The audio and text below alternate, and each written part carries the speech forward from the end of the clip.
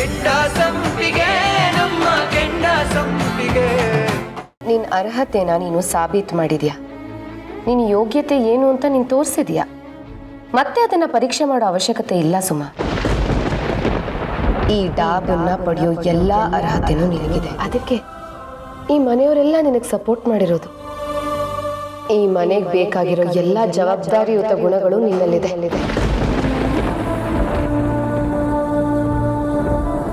ಈ ಡಾಬು ನಿನಗೇ ಸೇರ್ಬೇಕು ಸುಮಾ. ತಗೋ. ಇಲ್ಲ ಅಕ್ಕ, ಇದನ್ನ ನಾನು ಒಪ್ಪಲ್ಲ. ಸಾಹೇಬ್ರೆ ನೋಡಿ ಅಕ್ಕ ಹೇಗೆ ಹೇಳ್ತಿದ್ದಾರೆ ಅಂತ. ಅದಕ್ಕೆ ಸುಮ್ಮನೆ ಅವ್ರಿಗೆ ಅಷ್ಟು ಇಂಟ್ರೆಸ್ಟ್ ಇಲ್ಲ. ಇದು ಇಂಟ್ರೆಸ್ಟ್ ವಿಷಯ ಅಲ್ಲ ತೀರ್ಥ, ಗೌರವದ ವಿಷಯ. ತಲೆತಲಾಂತರದಿಂದ ಬಂದಿರೋ ಸತ್ಸಂಪ್ರದಾಯದ ಪ್ರಶ್ನೆ. ಅದು ಅಲ್ಲದೆ ಎಲ್ಲರೂ ಸೇರಿ ನಿರ್ಧಾರ ಮಾಡಿದ್ದಾರೆ. ಅದಕ್ಕೆ ಈ ಡಾಬು ಸುಮಂಗೆ ಸೇರ್ಬೇಕು.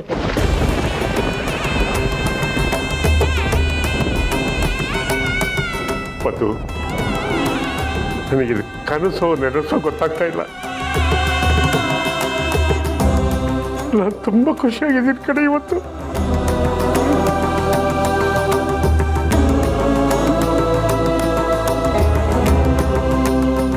ಸುಮಾ, ಸಾಕಷ್ಟು ಅವಮಾನಗಳಾದ್ಮೇಲೆ ನಾನು ಬುದ್ಧಿ ಕಲ್ತಿದ್ದೀನಿ. ಈ ಡಾಬು ಮಾವ ಮಾಡಿದ ಪರೀಕ್ಷೆ ನನ್ನನ್ನ ಮನುಷ್ಯನನ್ನಾಗಿ ಮಾಡಿದೆ. ಮಾವ ಮಾತ್ಗೂ ಯಾಕೆ ಈ ಪರೀಕ್ಷೆ ಮಾಡ್ತಿದ್ದೀರಾ, ಯಾಕೆ ಮಾಡ್ತಿದ್ದೀರಾ ಅಂತ ನಾನು ನಿಮ್ಮನ್ನ ಕೇಳ್ತಿದ್ದೆ. ಆದ್ರೆ ಈ ಪರೀಕ್ಷೆ ಮಾಡಿದ್ದು ಒಳ್ಳೇದಾಯ್ತು. ನನ್ನಲ್ಲಿರೋ ಕೆಟ್ಟತನ ನಾಶ ಆಯ್ತು. ಆದ್ರೆ ಈಗ ಹೇಳ್ತಿದ್ದೀನಿ ಮಾವ, ನೀವು ಪರೀಕ್ಷೆ ಮಾಡಿದ್ದೇ ಒಳ್ಳೇದಾಯ್ತು. ನನ್ನಲ್ಲಿರೋ ಕೆಟ್ಟತನ ನಾಶ ಆಗೋ ಹಾಗೆ ಮಾಡಿ. ಅಷ್ಟೇ ಅಲ್ಲ, ನಾನು ಒಳ್ಳೆಯವಳಾಗಬೇಕು, ಎಲ್ಲರಂತೆ ಬಾಳ್ಬೇಕು ಅನ್ನೋ ಛಲ ನನ್ನಲ್ಲಿ ಹುಟ್ಟೋ ಹಾಗೆ ಮಾಡಿದ್ರಿ. ಥ್ಯಾಂಕ್ ಯು ಮಾವ, ಥ್ಯಾಂಕ್ ಯು ಸೋ ಮಚ್.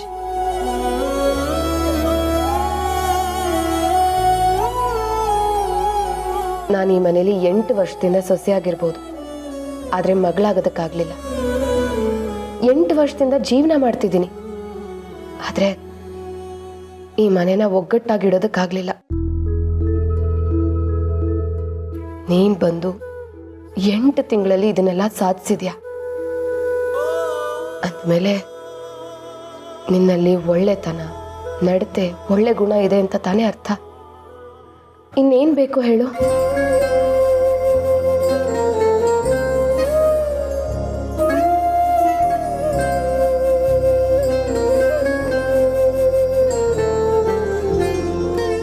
ಮುಂದೆ ಒಂದಿನ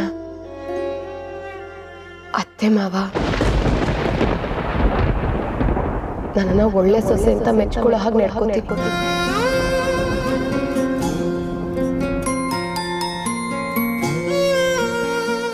ಸರ್ಗುಡ್ಡು, ಇದು ಬೇಕಾಗಿದ್ದು ಅಣ್ಣ. ಆಕ್ಚುಲಿ ಇದೇ ಬೇಕಾಗಿದ್ದು. ಅಪ್ಪ ಎಲ್ಲ ಸರಿ ಆಯ್ತಪ್ಪ. ಇನ್ ಮುಂದೆ ಯಾವ ಪ್ರಾಬ್ಲಮ್ ಇರಲ್ಲ, ನಾವೆಲ್ಲರೂ ಖುಷಿಯಾಗಿರ್ತೀವಿ. ಅಣ್ಣ ಏನ್ ಹೇಳ್ತೀಯ? ಹೇಳೋದಕ್ಕೆ ಏನಿದೆಯೋ ನೀನೇ ನೋಡ್ತಾ ಇದೆಯಲ್ಲ. ಇದನ್ನೆಲ್ಲ ನೋಡ್ತಾ ಇದ್ರೆ ನನ್ಗೆ ಈಗಲೂ ನಂಬಕ್ಕಾಗ್ತಾ ಇಲ್ಲ. ಇದು ಕನಸು ನನಸು ಒಂದು ಗೊತ್ತಾಗ್ತಾ ಇಲ್ಲ.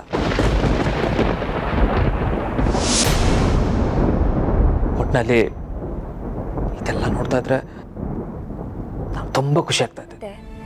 ನನ್ನನ್ನು ಯಾಕೆ ಇಲ್ಲಿ ಕರ್ಕೊಂಡು ಬಂದ್ರಿ? ಸುಮನಾ, ಬಿರುಗಾಳಿ ಬರಕ್ಕಿಂತ ಮೊದಲು ಒಂದು ಶಾಂತತೆ ಇರುತ್ತೆ. ಅದ್ರ ಬಗ್ಗೆ ಏನಾದರೂ ಕೇಳಿದ್ಯಾ ಅಥವಾ ಗಮನಿಸಿದ್ಯಾ? ಯಾಕತ್ತೆ ಹೀಗೆ ಹೇಳ್ತಿದ್ದೀರಾ?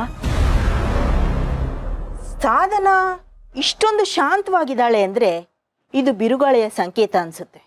ಅಂದ್ರೆ ಸಾಧನ ಬದಲಾಗಿದ್ದಾಳೆ ಅಂದ್ರೆ ನಂಗೆ ನಂಬಕ್ ಆಗ್ತಾ ಇಲ್ಲ ಸುಮನಾ. ಅತ್ತೆ, ನೀವ್ ಹೀಗೆ ಮಾತಾಡ್ತೀರಾ ಅಂತ ನಾನು ಅನ್ಕೊಂಡಿರ್ಲಿಲ್ಲ.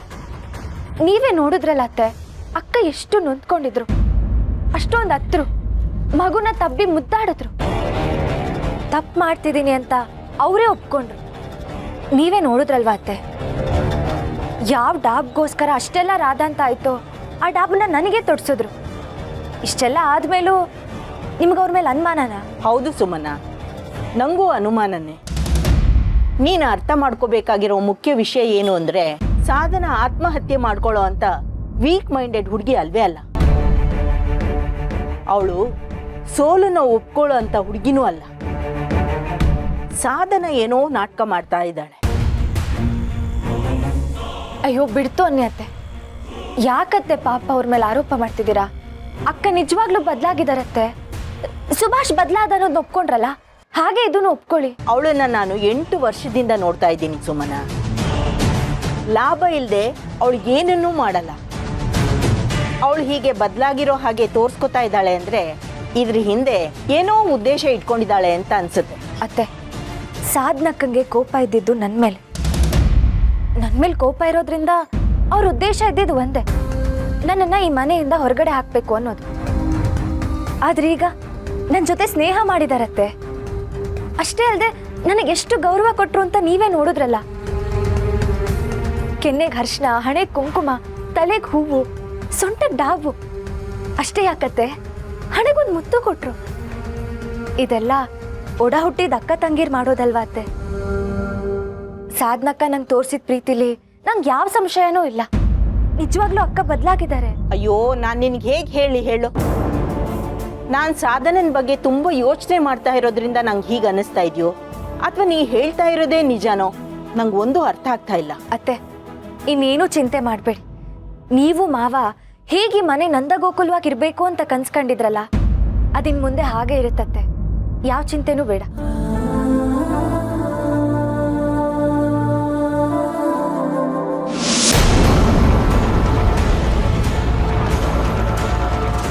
ಇದೆಲ್ಲ ನಾಟಕ ಆದ್ರೆ ನಾನು ನಿಮ್ಮನ್ನ ಗ್ರೇಟ್ ಅಂತೀನಿ.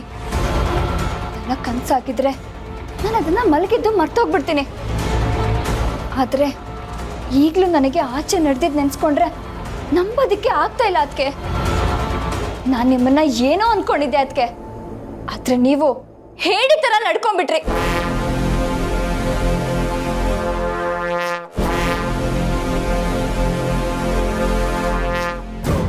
ಆಫ್ಟರ್ ಆಲ್ ಒಬ್ಳು ಹೂ ಮಾರೋಳ ಮುಂದೆ ಸೋತೋಗ್ಬಿಟ್ರಲ್ಲ ಅದಕ್ಕೆ ನೀವು. ಇದೆಲ್ಲ ನನಗೆ ನಂಬೋದಕ್ಕೆ ಆಗ್ತಿಲ್ಲ ಅದಕ್ಕೆ. ಇದೆಲ್ಲ ನಾಟಕನಾ? ಅದಾದ್ರೂ ಹೇಳಿ ಅದಕ್ಕೆ, ಮಾತಾಡಿ.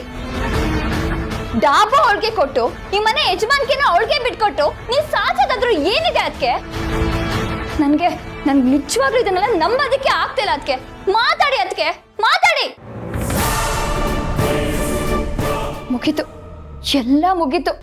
ಇನ್ನು ನಾವೆಲ್ಲರೂ ಅವಳು ಹೇಳ್ದಾಗೆ ಕೇಳ್ಕೊಂಡು ಬಿದ್ದಿರ್ಬೇಕು. ಈ ನಾಯಿ ಬದುಕಬೇಕಾ ಅದಕ್ಕೆ? ಪ್ಲೀಸ್ ಅದಕ್ಕೆ ಇವಾಗ್ಲಾದ್ರೂ ಹೇಳಿ. ಇಲ್ಲ ಜಾನು, ಇದೆಲ್ಲ ಒಂದು ನಾಟಕ ಅಂತ ಹೇಳಿ, ಹಾಗಾದ್ರೂ ಸಮಾಧಾನ ಮಾಡ್ಕೋತೀನಿ. ಮಾತಾಡಿ ಅದಕ್ಕೆ, ಪ್ಲೀಸ್ ಅದಕ್ಕೆ. ಏನೇ ಆಗಿದೆ ನಿಂಗೆ? ಹಾ, ಮನೇಲೆಲ್ಲ ಸರಿ ಹೋಗಿ ನೆಮ್ಮದಿಯಾಗಿರ್ಬೇಕಾದ್ರೆ ನೀನ್ ಯಾಕೆ ನಾಯಿ ಬಾಳು ಬದುಕ್ತಾ ಇದ್ಯಾ? ಸುಭಾಷ್, ನಾನು ಹೇಳಿದ್ದಲ್ಲ, ನೀನೇ ಹೇಳಿದ್ದು. ಹೇಳು, ಯಾಕೆ ನಾಯಿ ಬಾಳು ನಿಂಗೆ? ಏನೋ ಒಳ್ಳೇದಾಗಿದೆ, ಯಾರಿಗೋ ಒಳ್ಳೇದಾಗಿದೆ. ನ್ಯಾಯವಾಗಿ ಅದಕ್ಕೆ ಸೇರ್ಬೇಕಾದ ಡಾಬು ಅವಳಿಗೆ ಸೇರಿದೆ. ಇಷ್ಟು ವರ್ಷ ಈ ಮನೆಗಾಗಿ ಕಷ್ಟಪಟ್ಟ ಅದಕ್ಕೆ ಏನ್ ಸಿಕ್ತು ಹೇಳು? ಜಾನ್ವಿ, ಸುಮ್ಮನೆ ಬದಲಾಗಿರೋ ಅದಕ್ಕೆ ಮತ್ತೆ ಹಾಳು ಮಾಡ್ಬೇಡ ನೀನು. ನಾನು ಯಾರ ಮನ್ಸು ಹಾಳು ಮಾಡ್ತಿಲ್ವೋ, ಮಾಡ್ತಾ ಇರೋದು ಅವಳು. ಜಾನು, ನಡಿ ಫಸ್ಟ್ ಇಲ್ಲಿಂದ ಹೊರಗೆ ಹೋಗು. ಅದಕ್ಕೆ ಮತ್ತೆ ನೀನು ಹಾಳು ಮಾಡ್ಬೇಡ, ಹೋಗು ಅಂದೆ ಅಲ್ವಾ? ಇಲ್ಲ, ನನಗೆ ನಿಜ ಏನು ಅಂತ ಗೊತ್ತಾಗ್ಲೇಬೇಕು. ಸಾಧನ ಅದಕ್ಕೆ ಹೀಗೆಲ್ಲ ಕೂತ್ಕೊಳ್ಳೋರೆ ಅಲ್ಲ. ಅದಕ್ಕೆ ಹೇಳೋವರೆಗೂ ನಾನು ಎಲ್ಲಿಗೂ ಹೋಗಲ್ಲ. ಅದಕ್ಕೆ ಮಾತಾಡಿ. ಅದಕ್ಕೆ ನೀನ್ ಇನ್ನೇನೆ ಕೇಳ್ಬೇಕು? ಎಲ್ಲ ಕಣ್ಮುಂದೆನೆ ನಡೀತು ತಾನೆ? ಕಣ್ಣಿಗೆ ಕಂಡಿದ್ದೆಲ್ಲ ಸತ್ಯ ಅಲ್ಲ. ಜಾನ್ವಿ, ನಡಿ ನೀ ಇಲ್ಲಿಂದ ಹೊರಗೋಗು. ಹೋಗಲ್ವೋ? ಹೋಗಲ್ಲ. ಏನ್ ಮಾಡ್ತೀಯ ನೀನು? ಏನ್ ಮಾಡ್ತೀಯ ನೀನೇ? ಒಳ್ಳೆ ಅವಳು ಬಾಲು ತರ ಅವಳು ಹಿಂದೆನೆ ಸುತ್ಕೊಂಡು ನಿನ್ ತನನ ನೀನ್ ಕಳ್ಕೊತಿದ್ಯಾ. ನೀನ್ ನನಗೆ ಹೇಳಕ್ ಬರ್ಬೇಡ. ಜಾನು, ಲೈಫು ಬದಲಾಗಕ್ಕೆ ಎಲ್ಲರಿಗೂ ಒಂದು ಅವಕಾಶ ಕೊಡುತ್ತೆ. ನೀನು ಅವಕಾಶ ತಗೋ, ಬದಲಾಗು, ಎಲ್ಲ ಖುಷಿಯಾಗಿರ್ಬೋದು. ಜಾನು, ನಾನ್ ಹೇಳಿ ಅಲ್ಲ ಕಣೋ. ಯಾವಳಿಗೋಸ್ಕರ ನಾವು ಬದಲಾಗಕ್ಕೆ ನಾನು ಹೇಳಿ ಅಲ್ಲ. ಜಾನ್ವಿ, ಎಷ್ಟು ಸರಿ ಹೇಳಿದೀನಿ ಮರ್ಯಾದೆ ಕೊಟ್ಟು ಮಾತಾಡು ಅಂತ ನಿಂಗೆ. ಏನ್ ಮರ್ಯಾದೆನೋ? ಯಾರಿಗ್ ಮರ್ಯಾದೆ ಕೊಡ್ಬೇಕು ನಾನು? ಅವಳು ನನ್ನನ್ನ ಎಲ್ರಿಂದನೂ ದೂರ ಮಾಡ್ತಾ ಇದ್ದಾಳೆ. ಅವಳಿಗೆ ನಾನು ಯಾಕೋ ಮರ್ಯಾದೆ ಕೊಡ್ಬೇಕು? ಪಾ ಜಾನ್ವಿ, ನಿನಗೆ ಈ ಜನ್ಮದಲ್ಲಿ ಬುದ್ಧಿ ಬರಲ್ಲ. ಆ ದೇವ್ರೆ ಬಂದ್ರು ನಿನ್ನ ಬದಲಾಯಿಸಕ್ ಆಗಲ್ಲ ಅನ್ಸುತ್ತೆ. ಗೊತ್ತಿದೆ ಅಲ್ವಾ? ಹಂಗನ್ಕೊಂಡು ಸುಮ್ಮನೆ ಹೊಟ್ಟೋಗ್ಬಿಡು. ಸುಮ್ಮನೆ ನನ್ನ ತಂಟಕ್ಕೆ ಬಂದ್ರೆ ಚೆನ್ನಾಗಿರಲ್ಲ, ಹೇಳ್ತಾ ಇದ್ದೀನಿ. ಹೋಯ್ ಹೋಗೋರೆ. ಅದಕ್ಕೆ ನನಗೆ ಉತ್ತರ ಕೊಡ್ಲಿ. ಅವ್ರು ಉತ್ತರ ಕೊಟ್ಟಾದ್ಮೇಲೆ ನಾನು ಹೋಗ್ತೀನಿ. ಅದಕ್ಕೆ ನೀವು ಇವಳು ಮಾತಿಗೆ ತಲೆ ಕೆಡಿಸ್ಕೋಬೇಡಿ.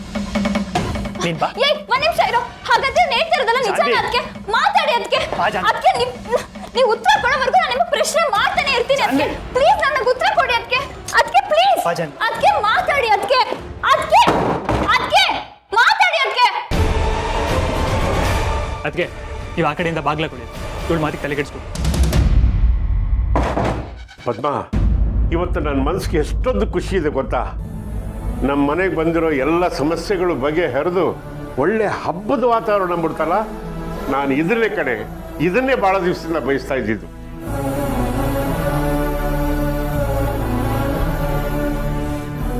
ಈ ಕೆಟ್ಟತನ ದುಷ್ಟತನ ಅನ್ನೋದು ಒಳ್ಳೆ ವಾತಾವರಣದಲ್ಲಿ ಮಂಜು ಮುಗಿಸ್ದಂಗೆ, ಮೋಡ ಕವ್ದಂಗೆ ಬರ್ತಾ ಇರುತ್ತೆ, ಹೋಗ್ತಾ ಇರುತ್ತೆ. ಆದರೆ ಪ್ರತಿಯೊಬ್ಬರ ಜೀವನದಲ್ಲೂ ದೇವರು ಒಂದು ಅವಕಾಶ ಕೊಡ್ತಾನೆ. ಯಾರು ತಮ್ಮ ತಪ್ಪನ್ನು ತಿದ್ದುಕೊಂಡು ಬದುಕ್ತಾರೋ ಅವ್ರು ಭಾಳ ಬಂಗಾರ ಆಗುತ್ತೆ ಪದ್ಮ, ಬಂಗಾರ ಆಗುತ್ತೆ. ಯಾರು ತಿದ್ದುಕೊಳ್ಳಲ್ವೋ ಅಷ್ಟೇ ಅವ್ರ ಜೀವನ. ನಾನು ಇಷ್ಟೊಂದು ಮಾತಾಡ್ತಾ ಇದ್ದೀನಿ, ಒಳ್ಳೆ ಗೊಂಬೆ ಥರ ನಿಂತಿದೆಯಲ್ಲ, ಏನು ಸಮಾಚಾರ? ಓಹೋ, ಸಾಧನ ಬದಲಾಗಿರೋದನ್ನ ಮನಸ್ಸಿನಲ್ಲೇ ಗುಣಾಕಾರ ಭಾಗಕಾರ ಆಗ್ತಾ ಇದೆಯಾ? ಚಿಂತೆ ಮಾಡಬೇಡ ಪದ್ಮ, ಇನ್ನು ಮುಂದಕ್ಕೆ ನಮ್ಮ ಮನೆ ನಂದ ಗೋಕುಲವಾಗುತ್ತೆ. ನಾವೆಲ್ಲ ನಗನಗುತ್ತಾ ಸುಖವಾಗಿರ್ತೀವಿ. ಅಲ್ಲ ರೀ, ನನಗೆ ನೀವು ಹೇಳಿದಾಗೆ ಅನ್ನಿಸ್ತಾ ಇಲ್ಲ. ಹಂಗಂದ್ರೇನೆ? ನಿಜ ರೀ, ನನಗೆ ಈ ಸಮಸ್ಯೆಗಳು ಕೊನೆ ಆಗ್ತಿಲ್ಲ ಅಂತ ಅನ್ನಿಸ್ತಾ ಇದೆ. ಏನು ಮಾತಾಡ್ತಾ ಇದೀಯ ಪದ್ಮ? ನನಗೊಂದು ಅರ್ಥ ಆಗ್ತಾ ಇಲ್ಲ. ಯಾವ ಸಮಸ್ಯೆ ಬಗ್ಗೆ ಮಾತಾಡ್ತಾ ಇದೀಯಾ? ಅಲ್ಲ ಕಡೆ, ಸಾಧನಾ ಮತ್ತು ಸುಮನ ನಾವಿಬ್ರು ಒಂತಾಯಿ ಮಕ್ಕಳ ಥರ ಹೊಂದ್ಕೊಂಡು ಹೋಗ್ತೀವಿ ಅಂತ ಹೇಳಿದರೆ ಇನ್ಯಾವ ಸಮಸ್ಯೆ ಬರುತ್ತೆ ಹೇಳು? ನನಗೆ ಸುಮನನ ಬಗ್ಗೆ ಚಿಂತೆ ಇಲ್ಲ, ಆದರೆ ಮುಖವಾಡ ಹಾಕಿರೋ ಈ ಸಾಧನನ ಬಗ್ಗೆ ಇದೇನೋ ಸಂಚು ಅಂತ ಅನ್ನಿಸ್ತಾ ಇದೆ. 8 ವರ್ಷದಲ್ಲಿ ಬದಲಾಗದೇ ಇರೋ ಸಾಧನ ಇದ್ದಕ್ಕಿದ್ದಾಗೆ ಬದಲಾಗಿದ್ದಾಳೆ ಅಂದರೆ ಏನರ್ಥ? ಇದಾ ನಿನ್ನ ಸಮಸ್ಯೆ? ನೋಡು ಪದ್ಮ, 8 ವರ್ಷದಿಂದ ಅವಳಿಗೆ ಯಾರು ಕಾಂಪಿಟೇಟರೇ ಇರಲಿಲ್ಲ. ಆನೆ ನಡೆದಿದ್ದೇ ದಾರಿ ಅನ್ನೋ ಥರ ನಡ್ಕೊಂಬಂದಿದ್ಲು. ಆದರೆ ಈಗ ಬಂದಿರೋ ಸುಮನ ಇದ್ದಾಳಲ್ಲ, ಅವಳಿಗೆ ಕಾಂಪಿಟೇಟರ್ ಥರ ಕಾಣಿಸ್ತಾ ಇದ್ದಾಳೆ. ಸುಮನ ಬಂದು ಕೇವಲ ಒಂದೇ ಒಂದು ವರ್ಷದಲ್ಲಿ ಅವಳಿಗೆ ಈ ಮನೆ ಹಿರಿತನ ಸಿಗುತ್ತೆ ಅಂದರೆ ಯಾರು ಹೊಟ್ಟೆ ಹೊರಿ ಬರಲ್ಲ ಹೇಳು? ನೀನೇ ಯೋಚನೆ ಮಾಡು. ಅದಕ್ಕೆ ಸಾಧನನಿಗೆ ಸ್ವಲ್ಪ ಹೊಟ್ಟೆ ಉರಿ ಇತ್ತು, ಈಗ ಅದು ಕಮ್ಮಿ ಆಗಿದೆ ಅಂತ ನನಗೆ ಅನ್ನಿಸ್ತಾ ಇದೆ. ಹಾಗಾದರೆ ಅವಳು ಸಂಪೂರ್ಣವಾಗಿ ಬದಲಾಗಿದ್ದಾಳೆ ಅಂತ ನೀವು ನಂಬ್ತೀರಾ? ಖಂಡಿತವಾಗ್ಲು. ನೋಡು ಪದ್ಮ, ಅವಳ ಕಣ್ಣಲ್ಲಿತ್ತಲ್ಲ ನೋವು, ಅದು ಸಾರಿ ಸಾರಿ ಹೇಳ್ತಾ ಇತ್ತು, ನಾನು ಬದಲಾಗಿದ್ದೀನಿ ಮಾವ, ನನ್ನ ನಂಬಿ ಅನ್ನೋಂಗಿತ್ತು ಕಡೆ. ಅದಕ್ಕೋಸ್ಕರ ನಾನು ಅವಳನ್ನ ನಂಬ್ತೀನಿ. ಸರಿ ರೀ, ಅವಳು ಬದಲಾಗಿದ್ರೆ ನನಗೂ ಸಂತೋಷನೇ.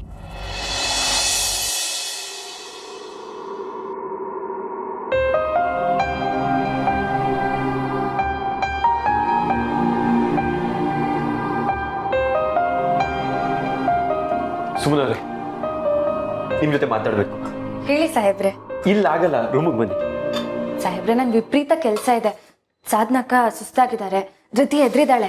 ಅತ್ತೆ ಮಾವ ಮಾತ್ರೆ ತಗೋಬೇಕಲ್ವಾ, ಅವ್ರಿಗೆಲ್ಲ ತಿಂಡಿ ಮಾಡಬೇಕು. ಹೇಳಿ. ಸುಮ್ಮನವ್ರೆ, ತಿಂಡಿ ಬಗ್ಗೆ ನೀವು ಯೋಚನೆ ಮಾಡಬೇಡಿ, ನಾನೆಲ್ಲ ಆರ್ಡರ್ ಮಾಡ್ತೀನಿ. ಸಾಹೇಬ್ರೆ, ಮಾಡೋದಕ್ಕೆ ಅಂತ ನಾನಿರ್ಬೇಕಾದ್ರೆ ಹೊರಗಡೆಯಿಂದ ಯಾಕೆ ತರಿಸ್ತೀರಾ? ಇದು ಕೊಡಿ ಇಲ್ಲಿ. ಅಯ್ಯೋ, ಯಾಕೆ ಸಾಹೇಬ್ರೆ? ನಿಮಗೆ ಥ್ಯಾಂಕ್ ಯು ಹೇಳಕ್ಕೆ. ನೀ ಥ್ಯಾಂಕ್ ಯು ಸುಮ್ಮನವ್ರೆ, ಥ್ಯಾಂಕ್ ಯು ಸೋ ಮಚ್. ಥ್ಯಾಂಕ್ಸಾ? ಯಾಕೆ? ನಾನು ನಿಮ್ಗೆ ಹೇಗೆ ಥ್ಯಾಂಕ್ ಯು ಹೇಳಬೇಕು ಅಂತಾನೆ ಗೊತ್ತಾಗ್ತಾ ಇಲ್ಲ. ಬಾಯಿ ಸಿಹಿ ಮಾಡಿದ್ರು ಆ ಚಿಕ್ಕದು ಅಂತ ಅನ್ನಿಸ್ತಾ ಇದೆ.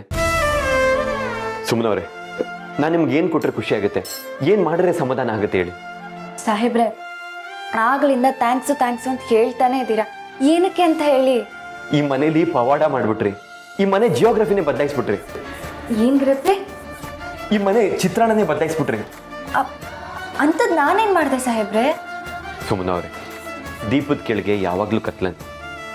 ನೀವೇನು ಒಳ್ಳೇದು ಮಾಡಿದ್ದೀರಾ ಅಂತ ನಾನೇ ನಿಮಗೆ ಹೇಳಬೇಕು. ನೀವು ಅದಕ್ಕೆ ಒಂದಾಗಲ್ಲ, ಯಾವಾಗಲೂ ಜಗಳಾಡ್ತಾ ಇರ್ತೀರಾ ಅಂತ ಅಂದ್ಕೊಂಡೆ. ಆದರೆ ನೀವು ಅದನ್ನ ಬದಲಾಯಿಸ್ಬಿಟ್ರಿ. ನೀವಿಬ್ರು ಒಂದಾಗ್ಬಿಟ್ರಿ. ಸಾಧನ ಅದಕ್ಕಿಂತ ಬದಲಾಯಿಸ್ಬಿಟ್ರಿ. ಸಾಹೇಬ್ರೆ, ನಾನೇನು ಬದಲಾಯಿಸಿಲ್ಲ, ಅಕ್ಕನೇ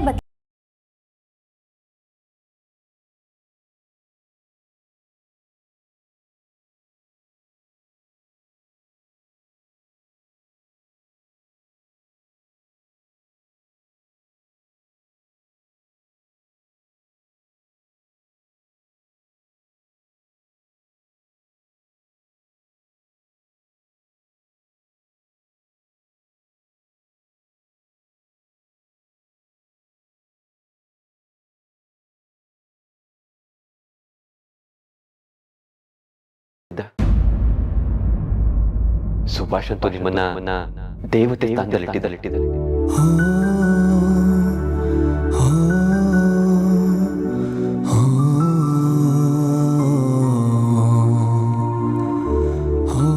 ಇಡೀ ಮನೆ ಸಂತೋಷದಲ್ಲಿ ತುಂಬಿದೆ. ಆ ಸಂತೋಷಕ್ಕೆ ಕಾರಣ ನೀವು, ಆ ಬದಲಾವಣೆ ಕಾರಣ ನೀವು. ನಾನು ನಿಮ್ಗೆ ಏನಾದರೂ ದೊಡ್ಡದಾಗಿ ಕೊಟ್ಟು ನಿಮ್ಮನ್ನ ಖುಷಿ ಪಡಿಸ್ಬೇಕು. ಏನು ಕೊಟ್ರೆ ಖುಷಿ ಆಗುತ್ತೆ? ಕೊಡೋದೇ ಆದರೆ ನನ್ನ ಹೊಟ್ಟೆಲಿರೋ ಮಗುಗೆ ಅಪ್ಪನಿಂದ ಸಿಗ್ಬೇಕಾದ ಎಲ್ಲ ಕರ್ತವ್ಯಗಳು ಸಿಗೋ ಹಾಗೆ ಮಾಡಿ, ಒಂದೇ ಒಂದ್ಸಲಿ ನಮ್ಮ ಮಗುನ ಕಂದ ಅಂತ ನೀವು ಕರೆದು ಬಿಟ್ರೆ ಅದಕ್ಕಿಂತ ದೊಡ್ಡ ಉಡುಗೊರೆ ಇನ್ನೊಂದಿಲ್ಲ ಸಾಹೇಬ್ರೆ. ನಿಮ್ಮ ಕೊರಳಲ್ಲಿರೋ ಅರ್ಶನ ದಾರ ತೆಗೆದು ಮಾಂಗಲ್ಯ ಹಾಕಬೇಕು. ಅದರ ಮುಖಾಂತರ ನಿಮಗೆ ಧನ್ಯವಾದ ಹೇಳಬೇಕು ಅಂತ ಅಂದ್ಕೊಂಡಿದ್ದೀನಿ.